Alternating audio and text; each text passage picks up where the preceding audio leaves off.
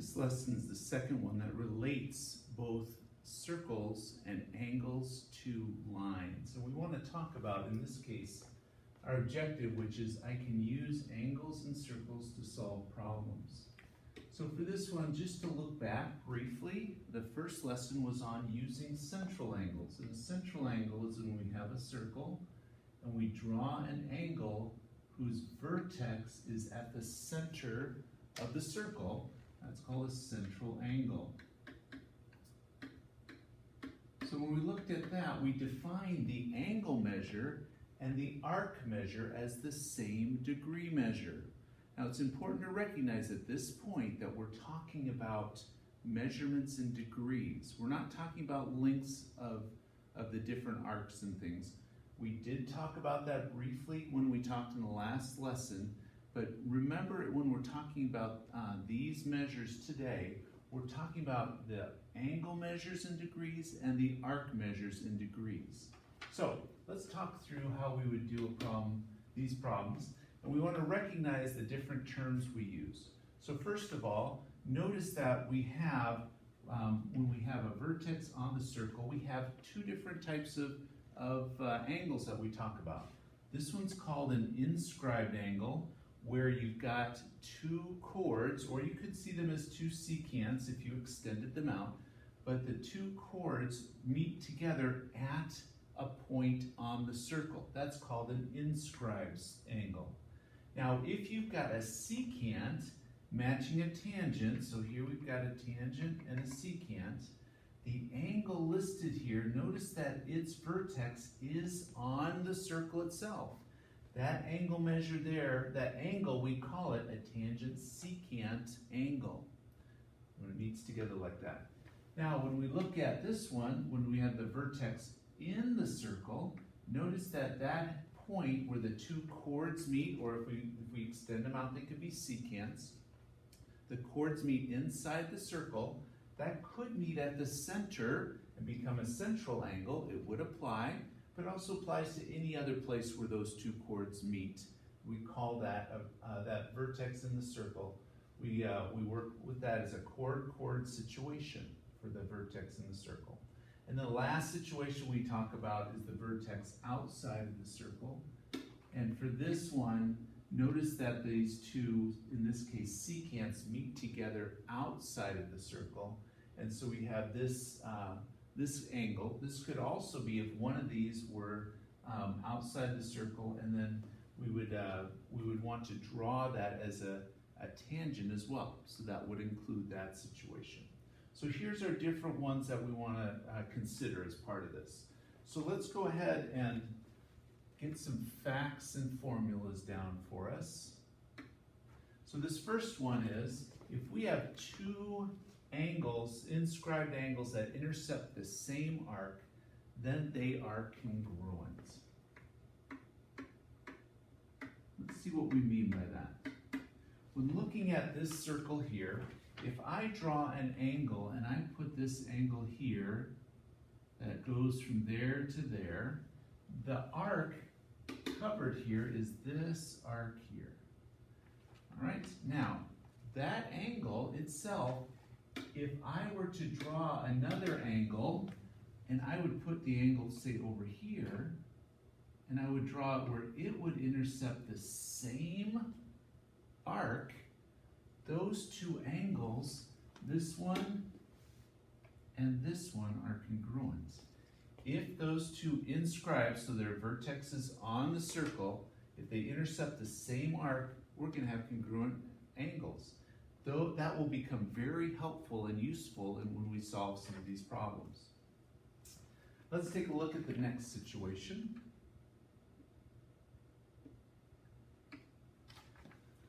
So in this case, when we have an inscribed angle intercepting a semicircle, if and only if that inscribed angle is a right angle.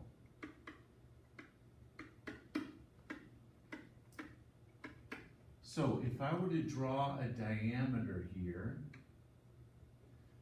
notice that the arc here, this arc is a semicircle.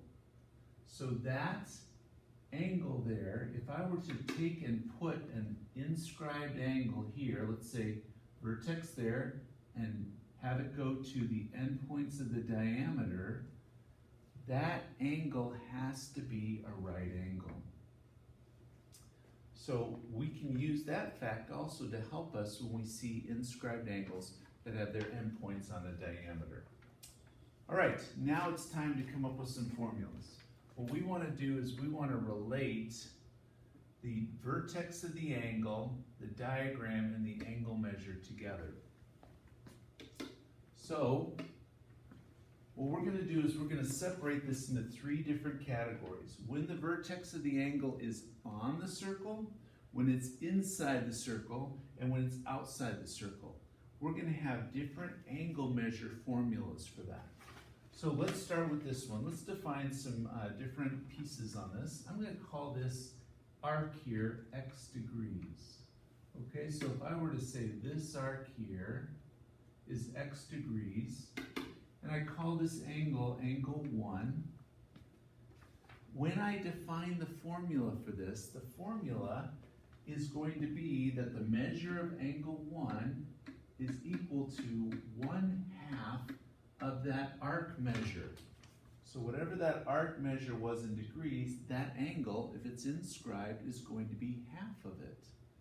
The same thing applies if I've got a secant tangent that they meet on the circle. So here, notice that the arc that they intercept here is that arc there. If we say that this arc is x degrees, and this is angle 1, now angle 1, notice, is at this angle here, that angle 1 is half of the arc. So anytime you see the vertex of the angle on the circle, the arc that's intercepted, you take half of that arc and you get the angle itself. So we'll put that at, summarize it by saying it's half of the arc when it's on the circle. Okay, let's go ahead and talk about our next situation. This next one is when the vertex of the angle is inside the circle. Now, I'm going to put this as x degrees here. I'm going to call this arc over here y degrees, okay? So I've got x degrees here, and I've got over here, I've got y degrees over here, and I'm going to call this little angle here angle 1. Now notice, because of vertical angles, this is also angle 1, so it applies to either one. The measure of that angle is half of the sum of those two. If I add those two arcs together and take half of it, I get that angle. So the measure of angle 1, in this case, with the vertex inside, is half of the sum of the arcs. So we'll use half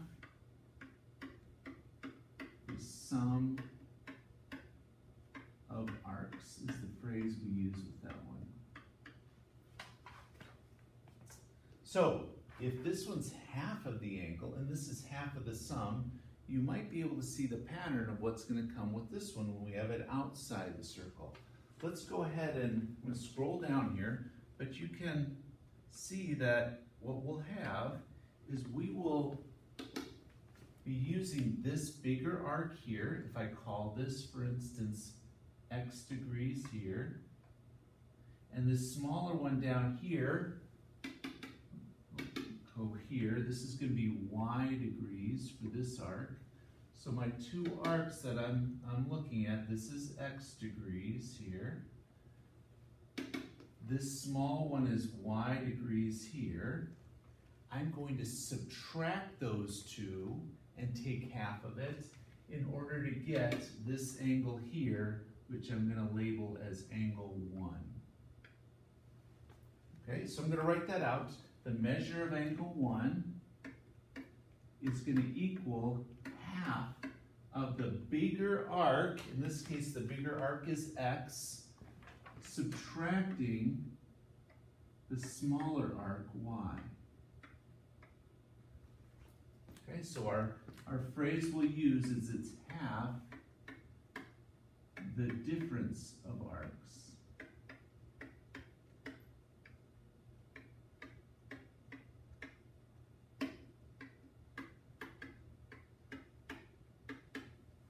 Now, let's go ahead and see how that looks with this one here. If I were to call this one here, this is x degrees. Notice that this is a tangent, so it only intercepts at one point, and this is a secant.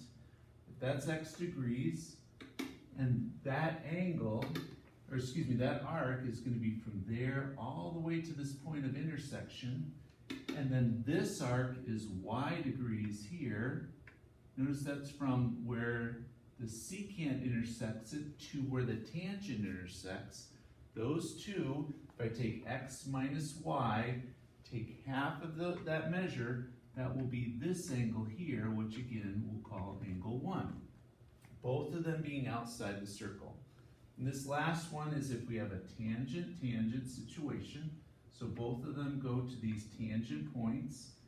If I have this being my x degrees here, and that's the measure from tangent point to tangent point of tangency. And then this one being y degrees here, and that's being from these two, but the smaller arc there. If I call this angle 1, again, since it's an exterior angle, the bigger arc minus the smaller arc, take half of it, and you get the measure of that angle. Now let's use those formulas. These formulas are going to be very useful in solving problems. So let's use that in a few example problems. So let's look at problem 1 here.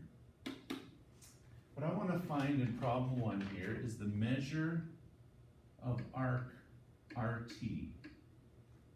Okay, now I'm given the angle in this case and not the arc. So I'm going to call the arc X because that's this arc here is what I'm trying to find, so it's my unknown.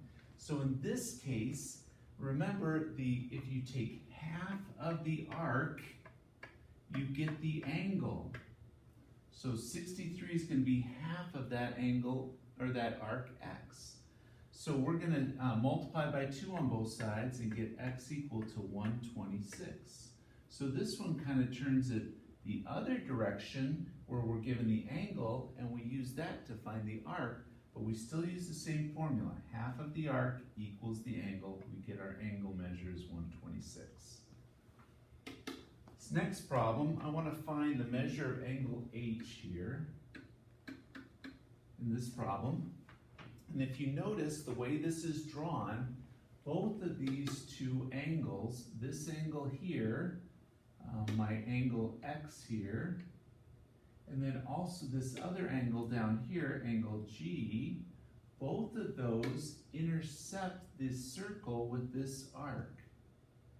If two inscribed angles intercept the same arc, they are congruent.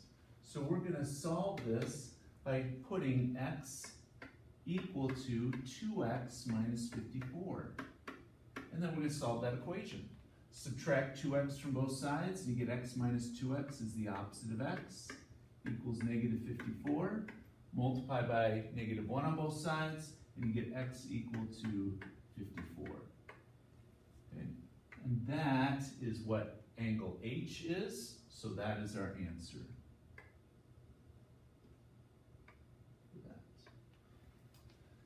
All right, let's draw a diagram for number 3. Let's try a little bit different problem. On this diagram, I'm going to give a circle.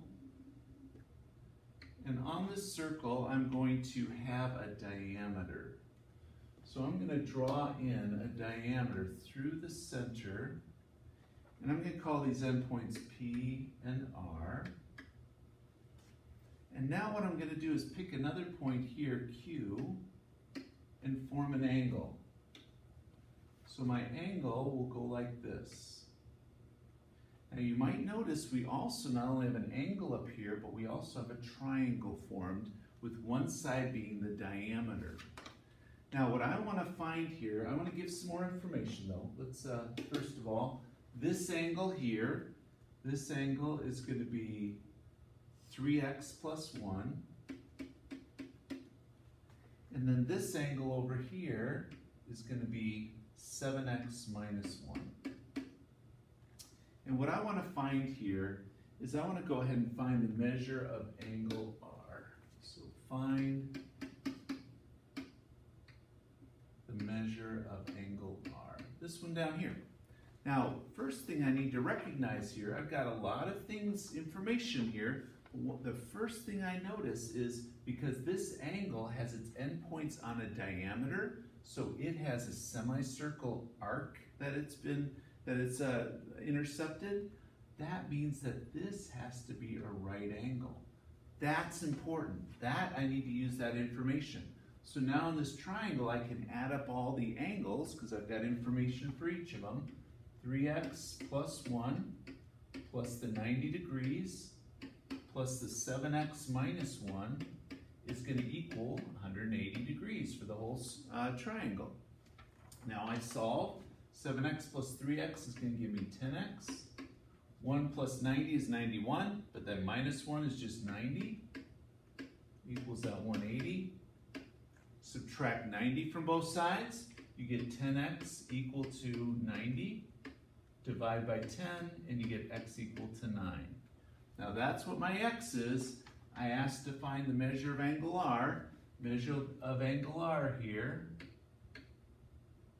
is going to be equal to 7 times that 9 that I found, and then minus 1. 63 minus 1 gives me 62 degrees for that angle. My solution. Let's do one more. Let's try one more problem here. I've had different types here that we've done. Let's do one here. We'll call this problem 4.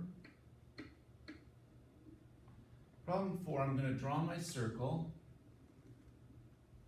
And on my circle, I'm going to draw 2 secants outside, meeting together outside the circle.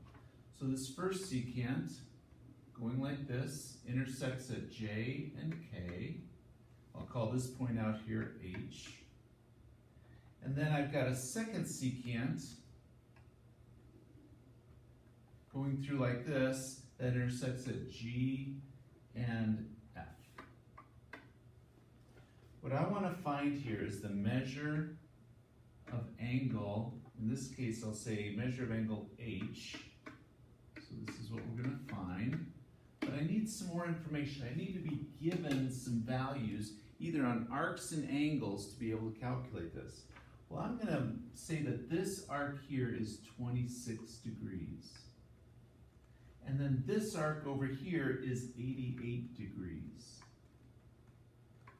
So 26 and 88 for those two. If I want to find the measure of angle H, what I do is I use my formula that if the vertex is outside of the circle, it's half of the larger one minus the smaller one. So I'm going to take this and say the measure of angle H is going to equal half of the 88 minus the 26. 88 minus 26 is 62.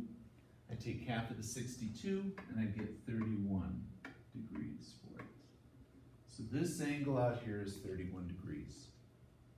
So we define some new terms here. Things like where we have inscribed angles, where we have tangent secant angles. You need to get to know those terms. Then we've got formulas associated with if the vertex of an angle is on the circle, inside the circle, or outside the circle. How do you use the arcs and the angles to find each other? That formula, those formulas, and how do they interact? Use those formulas to solve problems in circles that relate both the lines and also the angles together.